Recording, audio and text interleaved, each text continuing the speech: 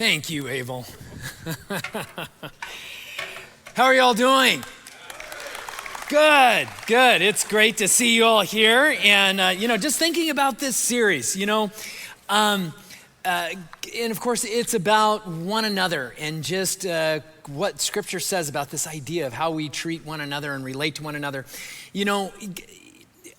Don't ever forget there's this beautiful gift and vision that Christ has for all of us, for what we have in relationships, what we have in one another. Like there's something really wonderful and beautiful in the vision of what Jesus thought of and once out of his church. And yet at the same time, I think about the beauty of that and the wonder of that. It's also a hard thing at times too, isn't it, right? Relationships aren't always that easy. And I was even reminded of that this week. My sister and I were talking, and she reminded me of this great childhood story that we laugh about now, but back then we did not. When we were really young and we were just at that age where my mom and dad, they could leave the house and leave the two of us there, and we would only almost burn down the place, And I'm gonna age myself here pretty bad. That was back when you would watch TV and there was like only 3 channels that you could watch. And of course, even with just 3 channels, brothers and sisters can get in fights over what to watch. So like if you're a younger person, you said, yeah, we get into fights, but there's like 500 channels to watch. You can get in fights over 3 channels. If there was only 2 channels, we could have gotten in fights over it. And on one particular occasion, we had gotten into a fight over it, and she would put it on her channel and I'd put it on, my channel. And again, this is also back when there wasn't a remote control. It was a knob on the TV and you would rotate it to your channel. That's how long ago this was. And I was so furious with her, like she's, because I'm the big brother, and I'm gonna use my power and my authority and my, everything. So she had switched it over to her channel, and then I switched it back to my channel, and I just took the knob off. Yeah, that was, I thought I was so smart and cool, and I'm sitting on the couch and just like, I get to watch my channel. Well, I think by this time, this sort of thing had happened enough that Julie was like, I've had it, right? I'm not gonna let this rest. She went and found a fly swatter. Yeah, it all goes south, right? She goes and finds a fly swatter to demand back the knob and to, change the channel back. And of course, I wasn't gonna give the knob back. And when she tells the story, she's like, and I knew you were gonna take that fly swatter away from me and you were gonna hit me with it, but by golly, I was gonna get in at least one good hit before, it didn't matter how many times you got me back with the fly swatter. And sure enough, I did, and she got, she got in her one good shot, and then I took it back, and I'm sure I repaid it multiple times, right? And then I still got to watch my show in this whole thing, and I think back on that, and it's like, so, I love my sister, right? It's like, how did it get to that place? And it begs this kind of question that in relationships, what's always gonna happen is there's gonna be a moment where we don't like what someone else does, right? We're gonna say to ourselves, I don't like what you're doing right now. I don't like what you're saying. I don't like your politics. I don't like your beliefs here. I don't like how you handled that. I don't like, right? We're gonna have those things. And so part of it is like, okay, so then what, right? I want you to think of a moment right now. Think of a moment where there's somebody in your life and you don't like how they're handling something, right? It's aggravating. It makes you angry, and maybe it's somebody you love. Maybe it's somebody that's close to you. Maybe it's not. Maybe it's a customer service person that you recently was, at an office someplace or out to dinner or something, and you're just like, the way they treated me, it just like aggravated me, right? And we've all felt that moment. Or maybe it was with a coworker who became passive aggressive with you, or made a condescending remark, and it's just like, right? And the question is, what do I do when I don't like what you do in that moment, right? When you're the one that makes that remark. Maybe you see a social media post and you're just like, oh, I can't believe they'd say that or think that, right? And it's, what do you do in that moment? Or maybe it's a family member, right? You know, how many of you have ever gotten into an argument with a brother or sister, you know? Yeah, that's right. And probably the only people not raising their hands are people that don't have a brother or sister, right? Yeah, because it's like it goes without saying. It's even with the people that we love. And so I want to talk about this question. What do I do when I don't like what you do? Because you're going to face that with the people around you, maybe even the person next to you right now. So, little exercise. Just turn to someone around you and just say, what do I do, right? Do that right now. Turn to someone around you and just say, ask God, what do I do, right? Yeah, okay. Wow, and like the last service, the conversations keep going. I've not even hardly gotten into my sermon yet, okay? It's like, right? There's something there with all of this. What do I do when I don't like what you do? And we're gonna look at this passage found in Ephesians chapter 4, and it's one of these passages that talks about a one another.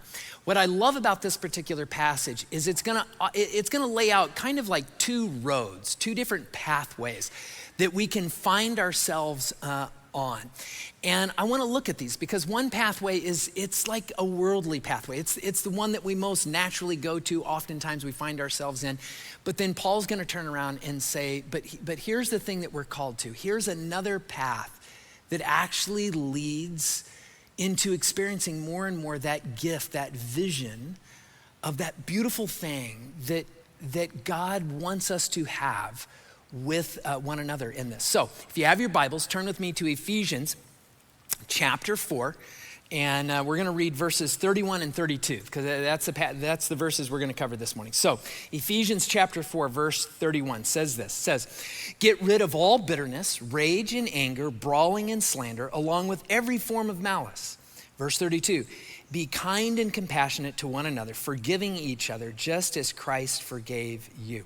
Now, I think oftentimes we can read a passage like that and we just go, oh, that was nice. Yeah, don't do all that really mean stuff and just be really nice. But, that's true. But what I want to point out this morning is I think there's something that he lays out here that can be really helpful and really practical. And that's what I want to do here. So he starts off, and there's this idea, right, in verse 31, where he goes through this list of things. But maybe, and I don't know this for sure, but I see a progression to this list, and I don't know if Paul intended this or not, but I see a kind of progression to this that I want you to think of as a road or a path that we can take. So, right, if this is you, right, and in life you're, cruising along and you run into one of those issues, right? There's someone in your life that you feel the tension in there. I think he walks through a kind of progression here. He starts off with this idea of bitterness, right? And when we think about bitterness, it's referring to an internal thing. Bitterness is something that it's what's going on inside of us. It may be that people around you could read if you're experiencing bitterness with someone, maybe they would read that, but not necessarily. It's just, there's an interaction you had with someone and it's left this like bitter taste in your mouth. And it's easy oftentimes for us to have moments like that and just let it go, right? But there's this thing where letting it go, oftentimes it doesn't just automatically get better, does it, right? There's something about bitterness. When he talks about bitterness here, it's like bitterness left unchecked has this way of putting down roots, of growing a little bit in this. And I want you to think of it as this kind of path that we find ourselves on. And and as you see this, I think you're gonna see this downward path that goes on to this. So this thing kind of begins to grow in us. And you might say, okay, how do I know if I've got some bitterness going on with me somewhere inside? Here's a great way to tell. I want you to think about an argument you had with that person, right? Where you had an argument with that person. Now, was that person actually there? Like, were you in the shower arguing with them and you're all by yourself? You're driving to work or school and you're rehearsing the things you're gonna say. And and isn't it amazing how we usually win those arguments? Yeah. Well, what I'd say is maybe if you're having arguments with that person when they're not there, there might be a little bitterness in there, right? And it's not like the end of the world, but it tells you something. Like there's something in there going on. And so I just want to ask, like, where are you at in that? Is there something where you're just like, there's something nagging that tastes bitter, like in a relational way with someone that I maybe care about or that I have to work with in there. The next thing he does is he talks about rage. And we see rage and we're like, rage, that's like, he's gotten extreme really, really fast in there. But this word that gets translated rage, oftentimes it gets translated anger. Sometimes it gets translated wrath. Sometimes it's used interchangeably with the next word we're gonna look at here, which in most of our Bibles is translated anger or wrath or rage. Like it gets a little convoluted because this word, thumos in Greek, it's the Greek word thumos, there's not a good English word that by itself captures what this word is. So let me explain it to you just a little bit.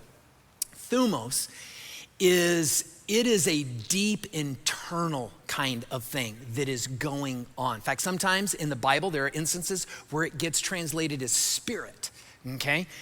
Think of it as like these deep, intense energy that you have over something. This isn't just a little bit of bitterness that you're just like, oh, that's kind of gnawing at me or I don't like that. This thumos is where like it becomes intense. You start feeling it in a very deep way. Oftentimes, when we experience thumos, it's that kind of thing, it has such energy, it's like it starts impairing our ability to see that other person clearly, right? Because we feel what's happening at such a deep level on this. So if you're just like me, you can experience some thumos and still have a smile on the outside, right? Because this is primarily like an internal kind of thing. You can smile, but on the inside, like be gritting your teeth. And the thing I want to say about this one, why this is so important is because it's like there's an internal forest fire going on with you over some issue or something with somebody in your life, right? Think of for a moment when I asked you like that person, I bet if I were to say with that person, if I were to say, what's the thing they do, right? You'd be like, and maybe it's how they talk to you. Maybe it's how they, right, do or don't clean up around the house, right? Maybe, this is between parents and kids and there's a moment where it's just like, I love my mom and dad, but man, they drive me crazy. And you've got this deep energy in there that's going on. And if that's the case, maybe there's something going on in there, even if there's a smile on your face on the outside. Now, he goes to the next word that in my translation is anger. And the word used for anger here, orge, is like the typical word we use for anger. When you think of anger in English and in our culture, this is primarily that word, which means it has a little bit more of an outward expression. People are gonna read that off of you. But also think of it this way. Orge it becomes a kind of operating system. It becomes a way of approaching an issue or a person. Here's how you can kind of tell, like if you've got a little bit of this that you're struggling with in some ways. Think about a moment where maybe you were with a group of people and you all agreed about some issue. Let's say it's politics, right? And you're having a political discussion and everyone in your group believed the same thing. You're in agreement. But you all still sound very angry in that moment, right? It's become like an operating system. And it's just like you're not mad at anyone else in the group, but there's like a kind of anger that's being expressed because somewhere there's something, right, that's cooking underneath and there's some energy in it. And even when you're around people that you don't take offense with on it, there's still something that's coming out, right? Or maybe it's the thing you can't hold back at moments, right? You walk into the kitchen and you asked your teenager to do something and they didn't, and you're just like, ugh, and there's some comment, there's something you say, right? Something you do, right? You move the dishes around a little rougher than normal or something. That's orge. That's anger, right? And where, like, we all have these moments in there. Then he goes to, and I love this one, brawling. Yeah. And it's like, brawling? What in the world is he? You know, when we think of brawling, we think of like UFC, right? I'm gonna put you in a chokehold. I'm gonna punch you in the face. Right? We think of brawling as getting very physical. But this actually comes from the Greek word that means to cry out or shout. Primarily what is being meant here is that there's your anger, and do you notice the pattern here? The expressions are becoming more and more outward in some way. And here what's happening with brawling is it's like you're now gonna say words in some way. This isn't gonna just be, an insinuation. This is like you're gonna yell. Or, we also have a way of carrying this out that isn't yelling. It doesn't even have to use vocal words. You can use a keyboard to accomplish this, can't you? It can be the thing that you post on social media.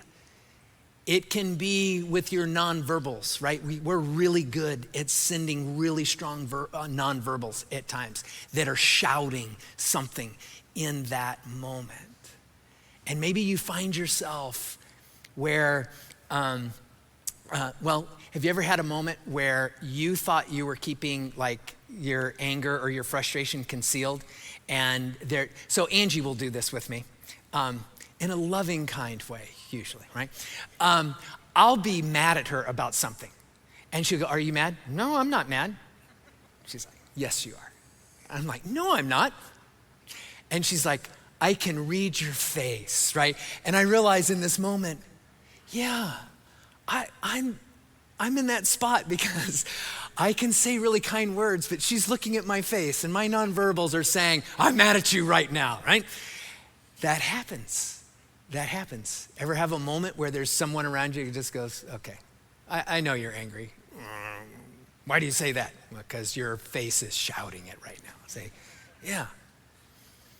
What do we do when we don't like what the other person's doing? And this is like this road that we go on. The next one that he does on here is he uses the word slander. And again, we think of slander like making false statements or whatever. In the Greek, and I always forget the Greek word for this. It's, let me think of it. It's on the tip of my tongue. Blasphema. So what English word do you think we get from that? From blasphemy? Blasphemous, yeah. So think of this and again, it can be using words, but it can be using actions or other things. You're now denigrating the other person. Your anger's reached a point where you're saying or doing or treating that other person in a way that is denigrating, that is belittling, that is doing something hurtful in that moment, right? And do you see like the pattern of what's happening with all of this? And I bring all of this up because like we find ourselves in these spots. We've probably all experienced this. If you've been a part of a church for any length of time, you've probably had a moment or two where maybe there was like a prayer meeting, right? Or let's take some prayer requests right now, right? And all of a sudden, the prayer request time actually just becomes a way to gossip about other people. But if you do it in the name of we're praying for them, it just feels like, but isn't this okay? It's like spiritual pixie dust, right? It's a way to gossip, and it's legal or something. But the truth is, we're probably saying something because we're judging or we're feeling frustrated with them. And maybe we don't realize it in the moment, or maybe we do, right? But that's what's happening. That's what's going on with all this. And honestly, what he's describing here, this is just normal, right? This is how the world works in so many ways. He goes on, he gives one more in this. Look back at verse 31, right? So he says, get rid of all bitterness, rage, anger, brawling, and slander, along with, and so he's saying, let go of these things. Just let go of these things. Then he goes, along with every form of malice. And he uses malice here to kind of wrap up this whole thing. It becomes a little bit of kind of a litmus test in all of this. Because the word malice captures the idea, and I'll write it over here. It captures the idea of intent. And it's my intent is not good. My intent is not to do what is helpful or just or right. My intent, there's a part of my intent, I want you to hurt.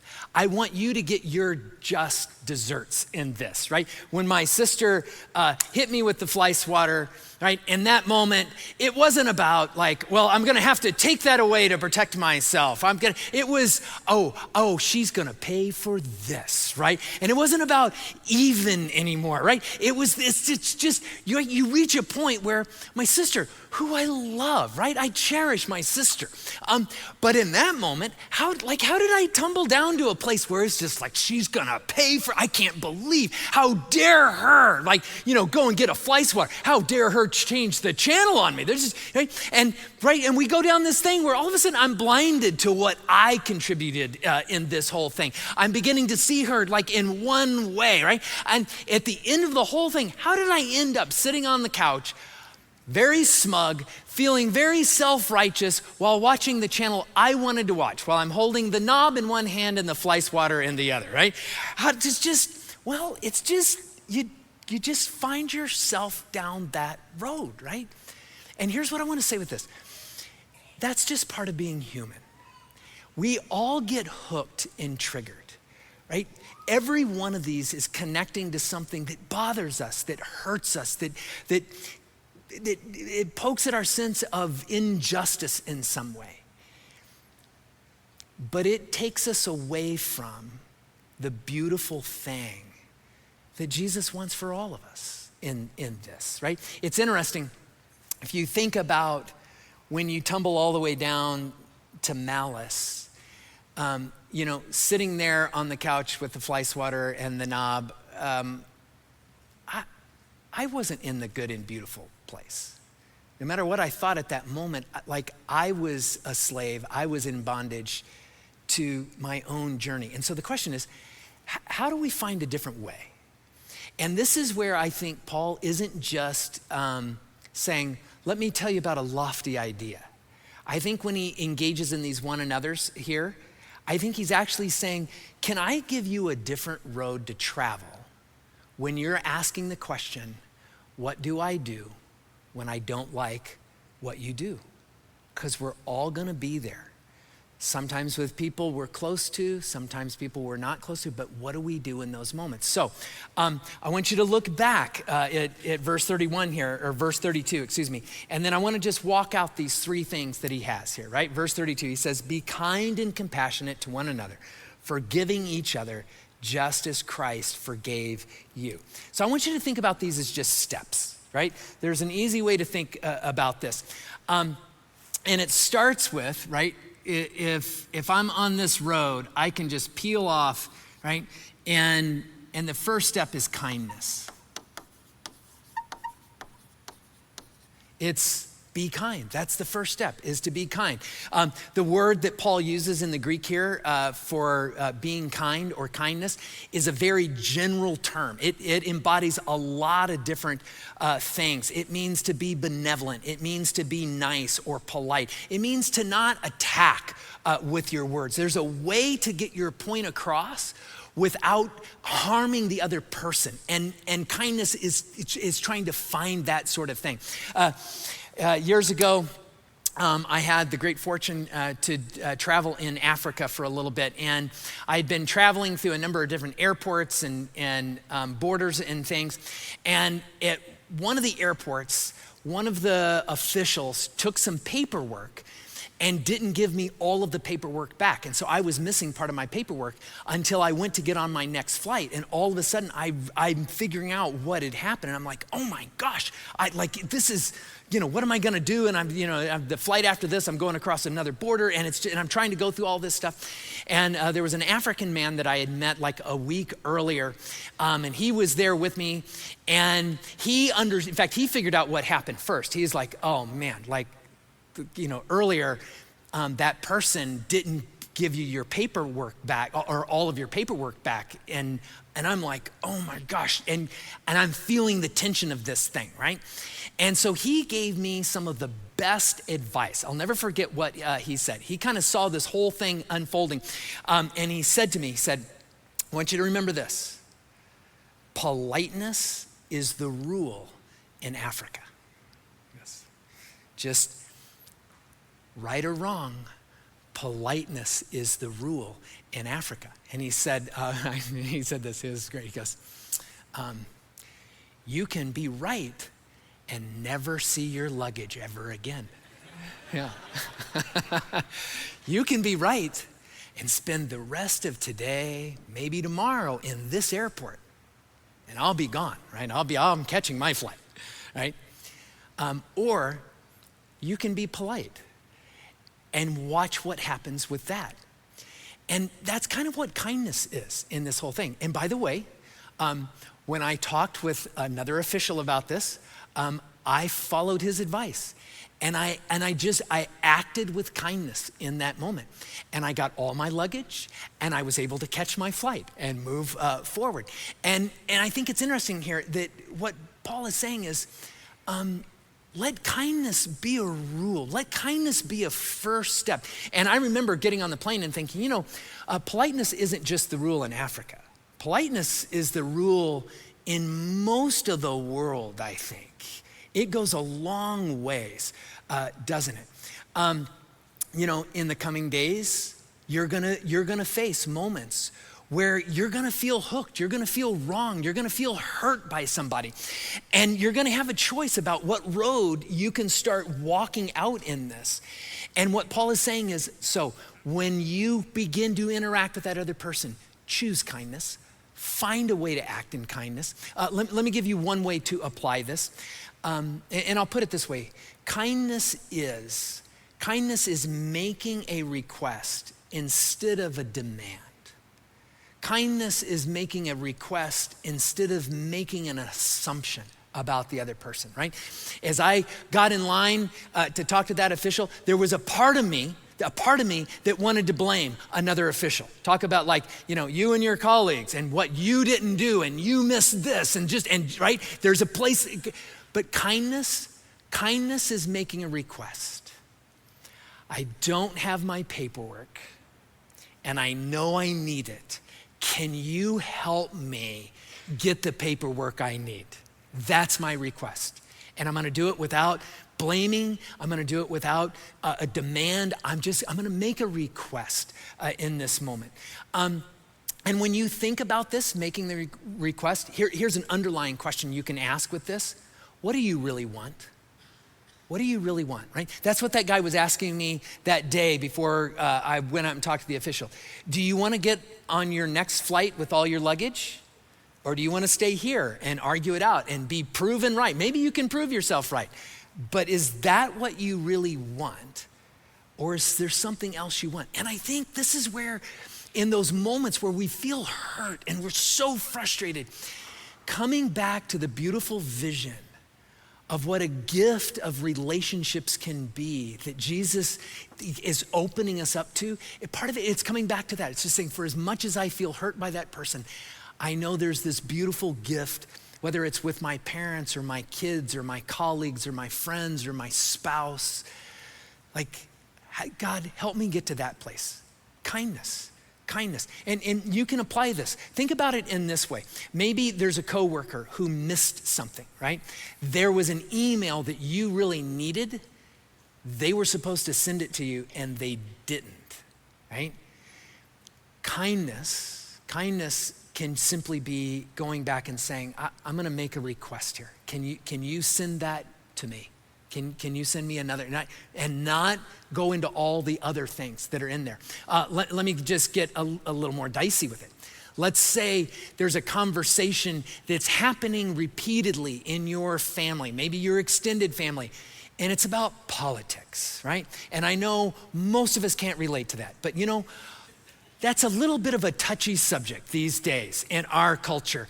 And you find that maybe some people in your family don't have the same views as you do on this stuff. And there's a conversation that goes to a place that hurts. It goes to a place that makes you angry and frustrated. You've got some thumos going on that issue, right? And it wants to go down that direction. You know what you can do? You can do a couple of things. You can have an act of kindness where you make a request to say, hey, when we do talk about politics, here's my request, is that we stick to talking about the positive side of what we believe in, or the candidate, or whatever it is on our side, the hopes and dreams of that, and not about attacking the other side. Because my request is, let's do that, because it feels like I'm attacking you and you're attacking me in this. So let's leave that part out of it. And maybe you're sitting here going, Glenn, that is so sweet. But in my family, that would last for 90 seconds. And then it's like, right? So you can make this request. Let's not talk about politics. Yeah, you're allowed to do that. You're allowed to say, hey, you know what? Where this goes, it doesn't bring me to a place that connects me with you, that makes me feel good about you, and there's so much more to you and me than the politics. So can I make a request that we for now, we just leave politics out of it, and let's find a way to talk about other things. Now, it's a request, and they may say no. You may say, but Glenn, they're gonna be like, no, and they're gonna, you know what? It was still so kind of you to make the request, because you were treating them, right? Not in this way of narrowing the story about them, not in you were actually honoring them as a human being in a beautiful way. And maybe you need to come back and set a boundary or something with that, but make a request with kindness. Next thing he talks about here is compassion, right? Kind and compassionate. So he talks about, as we think about this right here, I want you to think about this one. The next one on this is compassion. And when you think about compassion in a way that is, you're generating something about how you're going to see and think about the other person. And maybe it doesn't come right away, but how do you create a different way to view this person? It's interesting, the Greek word for compassion comes from two words that means like healthy intestines. Yeah, and you're like, that's just gross, right?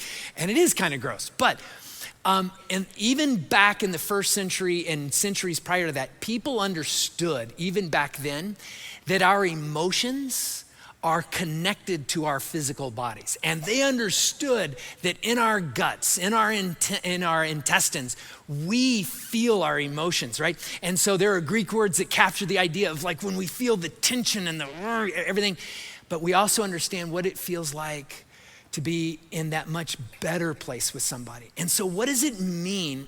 Another way to think about compassion then is to have like those good feelings about them. It is to see them in a particular way. Think about compassion as actually seeing them for more of who they are, not just the part that frustrates you. When we go down this road, this is a path that causes us to see that other person more and more out of our hurt and our anger, right? Maybe you're a teenager and it's just like, and you're like, I've had it with my mom and dad, right? Like the demands they put on me, the thing, their logic for why I should be, it was back, Glenn, you don't understand. My parents lived back when there were knobs on TVs, right? And it's just like, and you just feel that narrowing, right, of the view. Compassion says, okay, how do I see them in a truer, broader way? And what that results in, and one way this word gets translated sometimes, is tenderhearted.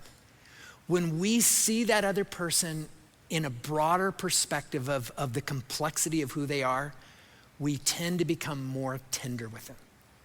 Because we take into consideration their hurts, their frustrations. We take into consideration their view of how maybe they're seeing it. You may still disagree with them, but you can go, but I can appreciate from their view that maybe they would think about this differently. So let me give you 3 questions on how to apply this.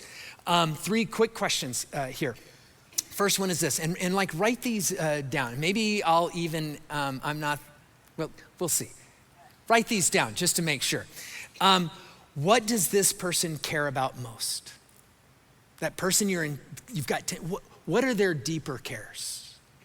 You might find that you share some, or you might find that they've got some really honorable cares in all of this. Second question, what's the hardest part about this for that person? We don't often think about, is this creating tension for this person? Right? We get into that argument with someone, maybe it's our spouse, and it's that argument that we get into again and again and again, and we only think of like they're just being hard-headed, they're not seeing logic, and what we fail to understand is, what if there's something hard for them in this? There's worries for them, right? There's past history for them. They've got a different history than you do in this. And just understanding that maybe softens how you interact with them in all of this. Third question, what if they're not the enemy, but my neighbor? What if that coworker that I'm just like, what if I could look at it and go, what if they're not my enemy? They're my neighbor, my coworker. They're just trying to get something done. They're actually not trying to sabotage me as much as maybe I think they are in this. What if they're my neighbor? And here's what I want to challenge you with on this. Ask those questions and actually think about them and process them with that person that you find yourself disagreeing with or in tension with so much. Practice those questions on a weekly basis. Now, last thing here, and I'm not going to take much time with this. He says to forgive. So the last thing here is forgiveness. And what I'll say about this is we could do whole sermons on forgiveness, but just keep this in mind. There's gonna be moments where you're gonna get hurt by somebody. And we're human, right? When we feel hurt, we're gonna feel angry at times. If we see something that feels unjust or unfair to us, that's good. It's not easy to just let that go. There will be moments where it'll reach a point that even as we respond in kindness and compassion, there's moments that we're gonna have to turn and say, and I love how Paul puts this, it's not just forgive them. He says, tap into a little bit of that, remember how God forgave you, right? Remember how God forgave you? Out of that appreciation and gratefulness that you and every one of us can go, yeah, I've got some wrongs in my life and God was gracious enough to forgive me. I'm gonna tap into that, and sometimes I need to just go to the point where I'm gonna just forgive them. I'm gonna forgive them. Here's the other thing I wanna say about the forgiveness piece. Don't think of this as a one-time thing. Don't go, okay, I forgave them and now I'm mad at them again. What do I do now? Think of forgiveness as an ongoing process that you're gonna have to come back to, maybe multiple times. But the beauty of it is, in our world where it's so easy to find ourselves, right, going down this, and where we end on this, it's not the beautiful dream. That's not what I want for you. That's not what Jesus wants for you. That's not why we gather as a church. And what Paul is saying is, there's another road. Take some steps really practically of kindness and compassion. And when you need to, be forgiving. And this road, it's not gonna be fair, because it wasn't fair that I was forgiven or that you were forgiven from God. But this is a beautiful place to be. This is the place we wanna be. This is the place where we come to love and enjoy the people that God has blessed us with around us in all of this. It's just a little complicated sometimes, isn't it? But we have a path to get